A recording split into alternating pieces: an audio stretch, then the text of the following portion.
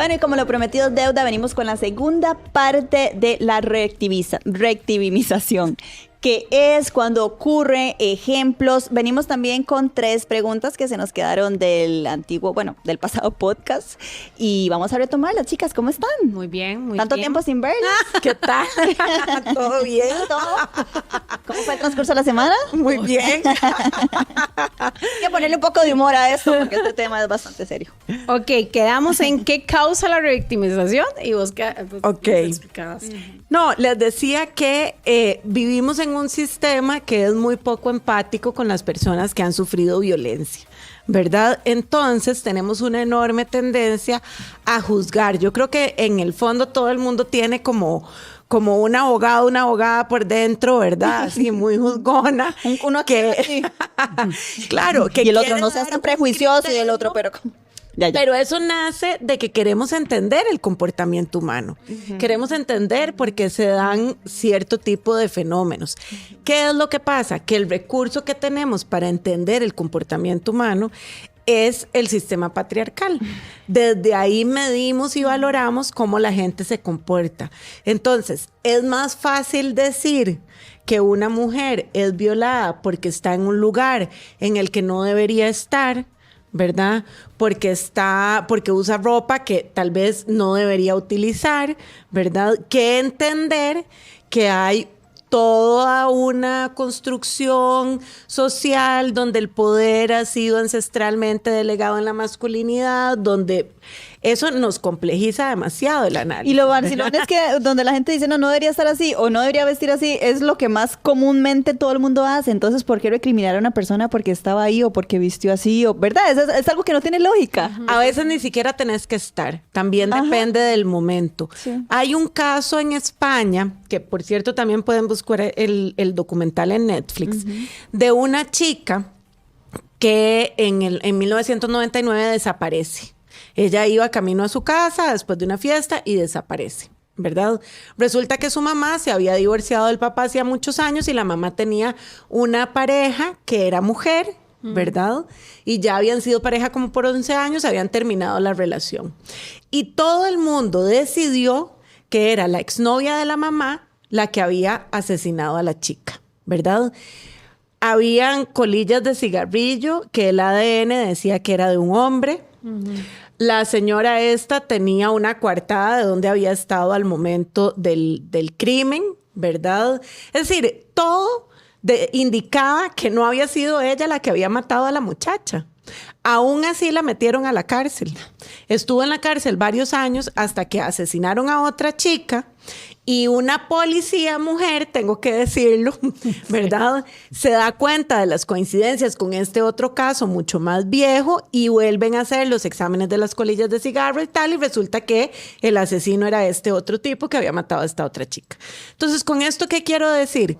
Que a veces el evento traumático lo genera el mismo sistema, porque también es patriarcal. ¿Por qué meten a esta mujer a la cárcel? Porque era lesbiana. Porque estábamos terminando la década de los 90. Porque todavía en ese tiempo la Asociación Americana de Psiquiatría tenía en el manual de enfermedades mentales la homosexualidad como una enfermedad, ¿verdad? ¿Cómo es ella revictimizada? Bueno, siendo llevada a la cárcel, no aceptándole todas las apelaciones. O sea, ella no tuvo acceso a la justicia, ¿verdad? Ella fue acusada y fue sentenciada. Y al día de hoy, España no ha tenido ninguna disculpa hacia ella. ¿Qué vamos a decir? Una indemnización. No. Casi que le dijeron, mamita, vea, agradezca que la sacamos de la cárcel, ¿verdad? Agradezca que anulamos su sentencia, pero le arruinaron la vida. Sí. Uy, qué bárbaro. ¿Verdad? Entonces, claro, vivimos en un sistema que ya de por sí es un sistema bastante violento con todo aquello que le parezca raro, feo, salido de la norma, etcétera, etcétera, ¿verdad? Y obviamente le resulta más fácil generar justificaciones para la violencia que el mismo sistema nos obliga a naturalizar, ¿verdad? Que entender por qué la violencia existe y erradicarla. Wow. Que es a lo que deberíamos llegar. Sí, que es no enseñar a defendernos, ¿verdad? Es enseñar a que no lo hagan. ¿verdad? Exacto, que simplemente no lo hagan. Sí. Eso viene definitivamente desde la educación y desde muy chiquititos. Claro, también, por ejemplo, vemos fenómenos en los que la violencia doméstica, ¿verdad? Que se da en una escalada jerárquica. Entonces, sí, puede haber un hombre agresor, etcétera, pero una mujer que es víctima de violencia, en muchos casos, puede ser violenta también con sus hijos e hijas menores. Nena. Hay un ciclo y una cadena de violencia que si nos ponemos a verla con detalle puede ser interminable, ¿verdad?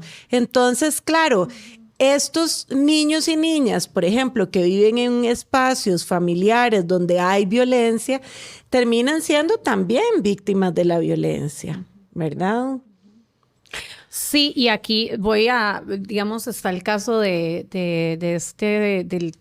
tío, ¿verdad? Que se hizo bastante viral, de Anthony, creo que se llama el señor, donde la niña de 10 años solicita, casi que ruega al sistema para que no la pongan con el papá, ¿verdad? Porque, y ¿qué hacen los tribunales? Teniendo dos entidades como el PANI y otra, no recuerdo cuál es la otra, que le dice, no, ella definitivamente tiene que irse con la familia materna. No, llegan los tribunales y dicen, no, la vamos a sacar y la vamos a poner donde el papá, cuando la niña no tiene ningún lazo de ¿verdad? Entonces ahí viene esa violencia y esa revictimización también, porque a la chica, la niña de 10 años está mandando cartas a la corte para que por favor la pongan con los papás. Imagínate. Con el tío. Perdón. Sí, el tío fue el que hizo el video en TikTok, Ajá, ¿verdad? Anthony se llama. Ajá. Eso es muy reciente. Bueno, en Estados Unidos hay unos casos así que terminan muy mal. ¿Cómo ¿verdad? Similares a este, pero no, a ver, no estoy diciendo que este papá sea un papá violento ni nada, pero hay casos registrados donde el menor o la menor solicita estar con otro miembro de la familia, ¿verdad? Y han sido casos de mamás, por lo menos los que yo he visto, porque la madre es violenta y los niños terminan siendo asesinados, ¿verdad? Por una situación de violencia constante, permanente, y no les permiten estar con otras personas porque asumimos también que la familia debe estar constituida por la mamá, el papá, los chiquitos, y que es inaceptable que un chiquito, una chiquita pida irse con un tío, una tía, la abuelita. No, de repente... esta es una sociedad, como vos decías en el podcast anterior, de repente a las mujeres se les obliga a maternar, ¿verdad? Y puede no ser en una situación de abuso como la que habíamos comentado, puede ser nada más porque hay mucha presión de que sean madres, ¿verdad? Pero si una persona no quiere, ¿cuál es la probabilidad de que pueda tener un ejercicio de esa maternidad desde un lugar más afectivo y menos frustrado? ¿Verdad? Una persona que se siente frustrada en su proyecto de vida, obligada a hacer algo, no quiere estar ahí, no lo va a ejercer de la mejor manera. Bueno, y hay otras que escogen ser mamás, quieren ser mamás, y cuando tienen a los bebés, tienen esto que se llama posparto. Claro, puede haber psicosis por posparto o depresión posparto. Ajá. Sí, wow. Y tenemos que hablar de ese tema también, André, después. Sí, es algo que también no se toca tanto o no como que nos han dicho, ¿verdad? Que es otro tema totalmente, pero no quiero dejarlo de decir, que la mujer tiene el chip de ser madre, ¿verdad? Entonces, cuando hay una mujer que tiene, digamos, una psicosis o una trauma posparto, es como lo raro, ¿verdad? O sea, es como que ¿cómo no va a querer ser madre si ella escogió ser madre? Claro. Sí, la depresión posparto yo creo que hay un subregistro de mujeres con depresión posparto, porque además hay que no son entendidas, ¿verdad? De que sean madres muy felices, ¿verdad? Hay un libro muy interesante de una trabajadora social, pero ahorita no recuerdo el nombre de ella, pero es un libro muy interesante porque ella estudia casos de infanticidio. Ella se va a la cárcel de mujeres, ya es un libro que tiene unos 20 años, y en ese momento creo que eran 7 mujeres las que estaban en la cárcel por situación de infanticidio, es decir, porque habían matado a sus hijos o hijas, ¿verdad? Quiero traer este libro, quiero traer el ejemplo porque este libro logra de alguna manera, no revictimizar a estas mujeres, ¿verdad? No es poner el dedo acusador sobre mujeres que asesinaron a sus bebés antes del año, ¿verdad? De haber cumplido el año, sino que desde una mirada más social, entender todas las violencias y los desafíos que estas mujeres han experimentado, ¿verdad? Y cómo muchas veces, además, cuando estas mujeres matan, digamos, hay otro tipo de condiciones psicológicas y emocionales que se están dando en ellas, ¿verdad? Entonces, a mí me parece muy interesante porque estas mujeres que han cometido infanticidio muchas veces han sido víctimas de procesos muy violentos, ¿verdad? A veces son mujeres muy jóvenes. André, yo tengo un ejemplo, te lo iba a decir, ¿Sí? ¿verdad? Que me metas, es rapidito. Tengo un ejemplo de una señora que yo conocí, bueno, que en paz descanse, se fue muy joven, ¿verdad? Pero ella tuvo los hijos a los 17 años. Se fue con el muchacho le arriaba, porque le arriaba, tanto así que le quebró los brazos. Ella, para defenderse, una vez tuvo que meterle una tijera en la pierna, lo mandó a la cárcel un rato, ¿verdad? Y resulta que había un hijo que se le parecía a él. Entonces, ella cada vez que lo veía, le recordaba a ese señor. Entonces, ella le pegaba. Y como a los 12 años lo echó a vivir al parque. Y ahí es donde estamos, donde vemos claramente ese ejemplo del ciclo de violencia, porque también tenían otros 2 hijos y uno terminó como siendo adicto, el otro era muy mujeriego. Entonces, ahí es donde se ve cómo pueden ser también la niñez dañada, ¿verdad? Por otros niños y niñas, porque realmente eran adolescentes cuando tuvieron... Claro. Así, Sí. bebés. O sea, estas cosas, por eso les decía, no las podemos ver de forma aislada, ¿verdad?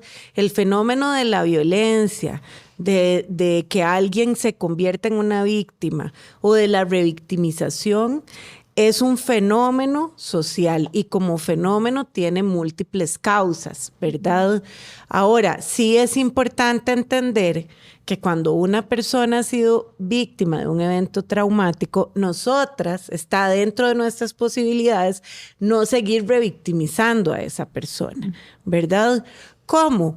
Bueno, haciendo acercamientos distintos al cuestionamiento que se hace tradicionalmente. Uy, antes Sí. de que diga, mejor entonces vamos con la otra pregunta, porque es cómo abordar a una víctima sin revictimizarla. Ajá. Ok. Entonces, es como lo que vas a explicar. Conectada. Bueno, lo primero es que no todas las personas tenemos la posibilidad de acompañar a una persona que es víctima. Y en ese sentido yo tengo que ser muy honesta con mis propios recursos. Y responsable. Claro. También, sí. Con mis recursos emocionales y personales, ¿verdad? Entonces, lo otro es que no deberíamos preguntarle a la persona. Es decir, si una amiga sabemos porque ella nos contó o porque a alguien de su entorno o porque nos enteramos que vivió una situación de violencia, ¿verdad? Y yo quiero acercarme, no voy a acercarme diciéndole, Ana, ¿y qué? Y fue muy terrible. Y es cierto. Y todavía te duele. Y ya te fuiste a ver. No, ¿verdad? El acercamiento tiene que ser como desde estoy aquí, ¿verdad? Y estoy para vos. Y cuando vos querás hablar, si lo querés hacer, yo te voy a escuchar. Y no te voy a juzgar y no te voy a interrumpir, ¿verdad? Y si solo querés llorar, tenés el espacio solo para llorar y es un espacio seguro. Y si vos querés que te acompañe a terapia, te acompaño. Y si querés que te acompañe a poner una denuncia, te acompaño. Y si no querés poner nunca la denuncia, también te acompaño en ese silencio, ¿verdad? Si no empezar a decir, tiene que denunciar, Claro. vaya, usted aquí, Usted tiene usted que allá. hacer esto. Exacto. No se acerque, vaya y denúncielo. O dígale a fulano. O no, O, no ay, ya volvió. podemos. Ajá. ¿Por qué? Exacto. Di, no era Porque que no volvió. era que, Ajá. di, no es que le pasa pegando, le pasa haciendo eso. Entonces ahí es donde la gente dice, no, mejor ya no cuento nada. Sí, se quedó. Entonces se aíslan. Bueno. Y muchas cosas. Pero eso es lo que busca el que ejerce la violencia. Ajá, correcto. Que su víctima esté lo más aislada posible para que tenga la menor probabilidad de salir del ciclo de la violencia o de denunciar. Correcto. ¿Verdad? Entonces, pero si nosotras no queremos revictimizar a alguien, lo que corresponde es el acompañamiento. Ok. ¿Verdad? hay profesionales o le corresponde a las personas profesionales decir, vean, las posibilidades que usted tiene son estas. Por ejemplo, en el caso de las personas psicólogas, cuando atendemos situaciones de violencia sexual, estamos en la obligación legal de poner la denuncia cuando se trata de menores de edad. Es decir, si a mí una mamá o un papá me llama y me dice, mire, es que yo quiero una cita para mi hijo o mi hija porque ha sufrido violencia sexual, yo le tengo que decir, antes de que me dé su nombre y darle la cita, sepa que dígame tengo que hacer. si va a poner la denuncia. Y un Si ejemplo, no va a poner la denuncia, yo ni le doy cita porque yo tengo la obligación, me convierto en cómplice. Ya es el ajá. protocolo. Y ¿Verdad? una pregunta, si esta persona llega y te dice, bueno, es que mi hijo o mi hija quiere ir a una cita con vos, y en la cita tal vez los padres, y el papá y la mamá no saben que fue víctima de violencia sexual, vos tenés que Es hacer... que hay condiciones que el Código de Ética y Deontológico nos obliga a romper el secreto profesional. Ok. Hay situaciones en las que es obligado romper el secreto Excelente. profesional. Me parece súper bien. ¿Verdad? Porque además una persona menor de edad no necesariamente sabe cómo resolver una situación. Ni las personas adultas. Exacto. ¿Verdad? Sí. Ni las personas adultas, pero una persona menor puede tener muchos más miedos de que sus papás lo vayan a castigar, de que esto se haga mucho más grande. Y que todo el mundo se dé cuenta que te Claro. metieron mano. Eso yo creo que es lo que la o gente... de cómo es ser horrible. protegidos, Sí. o verdad, es que fue un tío y es un tío muy querido Claro. y llega todo el tiempo a la casa y entonces cómo voy a decir yo algo malo de mi tío si lo quieren tanto en la casa, ¿verdad? Entonces hay muchos eventos que acompañan, pero a lo que iba es que las personas profesionales son aquellas que están llamadas a orientar cómo se hace la denuncia o en qué momento y tal. Las personas que no están atendiendo el caso como un caso, ¿verdad? Es decir, las personas que estamos ahí como amigas, como familiares, como, no sé, otras formas de acompañamiento, lo que nos corresponde es eso, acompañar, estar ahí, en función de la necesidad de la persona que ha vivido el trauma. Sí, es que también para qué preguntar. Yo a veces siento que es puro Claro, morbo. por Como que, ¿qué supuesto. pasó? ¿Y cómo ve? Y que no sé qué. Es pura chepiazón. Claro, Puro. claro. Ujú. Sí, por ¿Verdad? eso digamos No que hace falta. cuando yo estuve muy mal, digamos, psicológicamente, yo le agradezco a las personas que estuvieron conmigo porque me escucharon 20,000 veces la misma historia. Sí. 20,000 veces la misma historia. 20,000 veces hablando Y de no lo te mismo. tenías que estar disculpando porque hay amigas Nada. que te dicen perdón por siempre escucharme, No. perdón por cansarla con esto. Y uno, Nada, "Mae, nada. tranquila, No. o sea. Ajá. Y estuvieron ahí y se los agradezco. Fue parte de mi red de apoyo y fue parte de lo que yo, gracias a esta red de apoyo, yo también logré salir del abismo en el que estaba. Es muy importante. Entonces, Es muy Sí. importante. Ujú. Sí, eso ahora, es si yo, imagínate fundamental. que yo hubiera tenido una red de apoyo que no fuese una red de apoyo de eso, y era, quién sabe, ¿verdad? Porque también es eso. O sea, si uno no tiene una red de apoyo de verdad firme y buena, y que no sea revictimizante, y que sea revictimizante de...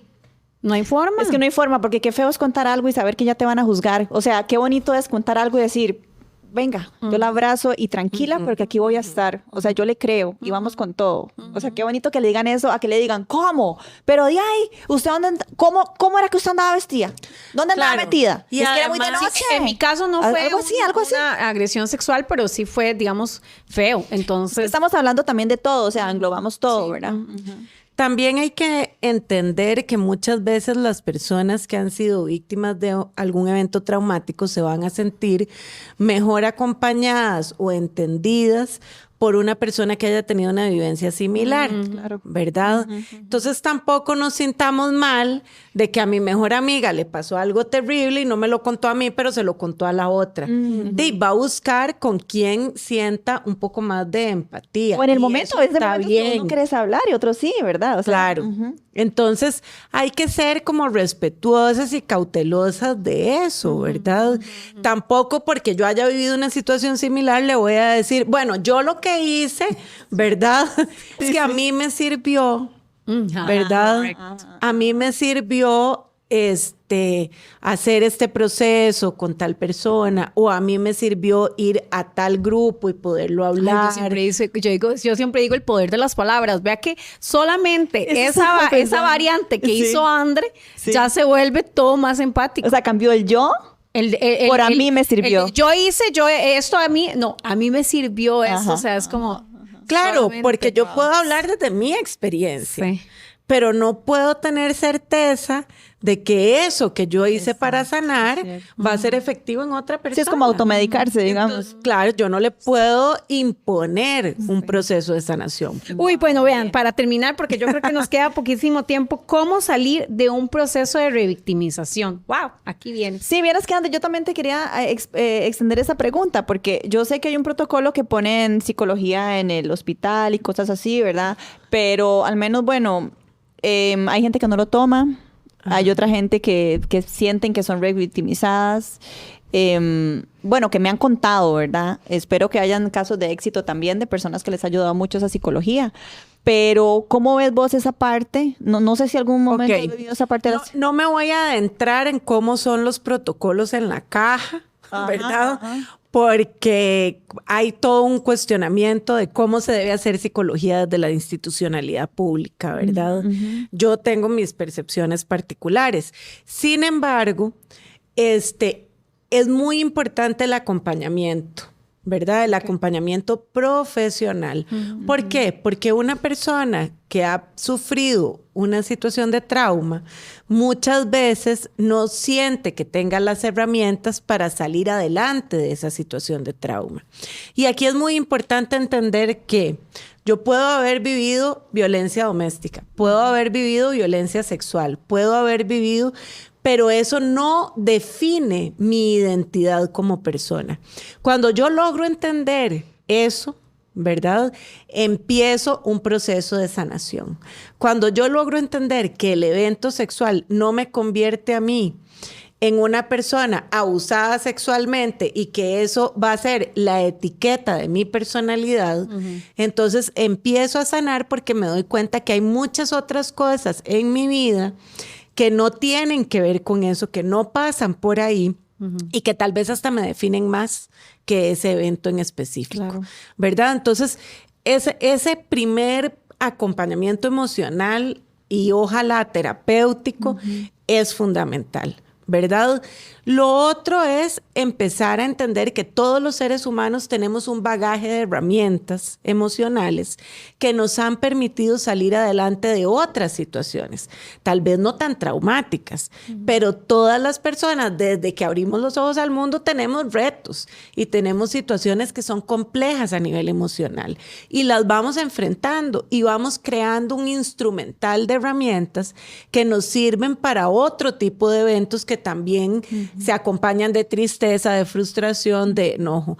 Entonces, a eso le llamamos resiliencia, ¿verdad? A la posibilidad de encontrar esas herramientas emocionales y sacarlas para hacerle frente a esta situación. De nuevo, un profesional nos puede acompañar. Y no solamente estoy hablando de colegas mías, ¿verdad? De psicólogas, sino que hay trabajadoras sociales especializadas, hay psiquiatras, hay, ¿verdad? Bueno, incluso gente del área de medicina o del área de la salud más formal, ¿verdad? Entonces, eso va a permitir que una persona pueda salir de esa situación de ser víctima, definida como víctima, etiquetada como víctima, a sentirse sobreviviente de algo. Cuando ya yo sobreviví a esa situación, puedo repensar mi vida desde otro lugar. Y más fortaleza. Más fortaleza, ¿verdad? Muy difícil pasar por un proceso de ser víctima y de revictimización sola. Lo ideal es que haya acompañamiento y, de nuevo, el Estado tiene la obligación de acompañar, ¿verdad? El Estado debe pensar cómo dejar de ser revictimizante en todo evento traumático. No es posible, tiene que haber mayor sensibilización en las personas que atienden la ventanilla cuando usted llega a poner una denuncia, ¿verdad? No es solamente el protocolo te dice cuáles pasos seguir, es la sensibilización. cómo se te van a acercar, cómo te van a Y atender. el tiempo, André, yo digo que tal vez deberían dar un tiempo como más amplio para lo de las citas de psicología en la caja, no sé, porque hay personas que en el momento ni siquiera quieren hablar de nada de eso, no quieren salir de la casa, no quieren salir del cuarto, ¿cómo van a ir a una cita? ¿Verdad? Y lástima porque se pierde esa oportunidad, por eso te preguntaba yo, Ajá. porque hay gente que no toma tal vez esto y no es porque no quieran, sino porque no pueden. Claro, claro. Las que da la caja, digo yo. Cómo funciona el servicio de psicología va a ser distinto en cada hospital, Ok. ¿verdad? Pero yo creo mucho en los grupos psicoterapéuticos, creo que ayudan mucho porque escuchar a otras personas cómo han salido adelante Claro. del evento te permite agarrar fuerzas como para decir, ok, ya lo puedo empezar a contar y cuando yo lo hablo, lo elaboro en mi cerebro y eso va haciendo que me sienta distinto. Y saber que sí, como decís, que no, como dice la palabra de la frase, no está sola. O sea, eso es muy importante, aunque sea súper repetitivas, porque por algo súper repetitivas, que es muy cierto. Así es. Así es. Creo que se nos acabó el tiempito. Sí, apenitas. A mí me gustaría, digamos, terminar con decir que este programa lo estamos haciendo por el montón de víctimas, bueno, el montón de testimonios de personas que han hablado en las últimas semanas. Que son muy valientes, que ojalá que todo lo que haya dicho André aquí les sirva para algo, que denuncien de manera formal. Yo sé que es muy difícil, pero ojalá que lo hagan, es la vía correcta. Y que no crean que ir a terapia es algo malo, al contrario, a mí me ayudó tomar medicamento, ir a psiquiatría, ir a psicología. Y que te enseñaran esas herramientas que habla André. Ajá. Entonces, que no lo vean como algo malo, ¿no? Pues, y que esas son la vía correcta, que dicha que ya pudieron hablar y que no están solas, ya se dieron cuenta que no están solas porque tienen el apoyo de muchísimas mujeres que estamos detrás de ustedes como una manada para ayudarles. Yo creo en la línea de lo que dice Anita, que sí, la denuncia es importante porque nos permite evidenciar el fenómeno, Claro, ¿verdad? muy importante. Nos permite poder hacer algo con los agresores. Contabilizar, ¿verdad? exacto. Es que Pero además sancionarlos, Sancionar. ¿verdad? Empezar por un ejercicio de sanción y nos da a nosotras condiciones para exigir que el trato de las personas víctimas sea distinto dentro de las distintas entidades que intervienen a la hora de una situación de Hasta estas. nuevas leyes ¿verdad? pueden salir de esas cosas. Hasta nuevas leyes. Entonces, no es obligarlas a pasar por un proceso del cual o para el cual no están preparadas. Busquemos acompañarnos, ¿verdad? Busquemos, hay espacios, Brujas es un espacio seguro, Blooming es un espacio seguro. Tratemos de acompañarnos entre nosotras. Para fortalecernos, porque obviamente pasar por esto en soledad es complicadísimo, ¿verdad? Entonces, si tenemos en este momento la condición de denunciar, hagámoslo. Y si no, tratemos de fortalecernos para poder llegar a ese punto, a esa meta. Muy bien. Gracias, André, de verdad que Gracias a ustedes, chicas. O sea, me tenías totalmente atrapada. Qué linda. Sí. Gracias. Bueno, es que gracias. Ana había dicho que tenías ese don. Sí. Yo ya dije, es de las mejores de la región. Muchas gracias, Ana, también, Gracias. por esa recomendación tan increíble. Bueno, y entonces, para ir cerrando, André, otra vez tus redes sociales y en dónde te podemos contactar. Me pueden contactar por WhatsApp al 8822-9891 y por Instagram, Andrea CB Quinta Esencia. Muchísimas gracias. Ojalá que todo lo que hablamos, bueno, lo que habló André, con su gran sabiduría les ayude, de verdad. Así Esa es la idea del programa de hoy. Así es. Bueno, espero que les haya gustado y haya sido tan enriquecedor para ustedes también como lo fue para nosotras. Recuerden que aquí estamos para ustedes, para lo que necesiten, para hablar, para evacuar consultas. Pueden escribirnos a través de nuestras redes sociales como Blooming Latinoamérica y muchísimas gracias por acompañarnos. Esto es Blooming Latinoamérica de FEPS Producciones y nos vemos en el próximo podcast. Gracias.